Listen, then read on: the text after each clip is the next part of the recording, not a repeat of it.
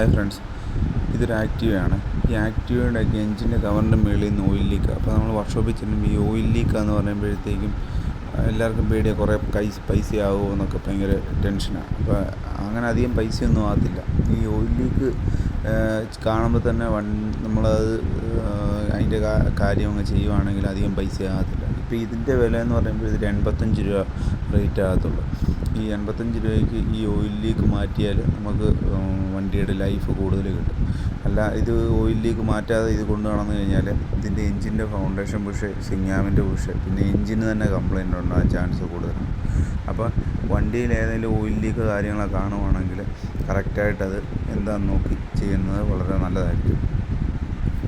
ഇപ്പോൾ ഇത് വെക്കുന്ന സമയത്ത് ഇതിൻ്റെ ഓയിൽ പാസിംഗ് ഉണ്ട്, അത് കറക്റ്റായിട്ട് ചെക്ക് ചെയ്ത് നോക്കിയിട്ട് അതിൻ്റെ ഹോള് ബോണ്ട് വെക്കുമ്പോഴത്തേക്കും അത് ഹോൾ അടയാതെ കറക്റ്റായിട്ട് കയറ്റി വേണം സെറ്റ് ചെയ്യാൻ.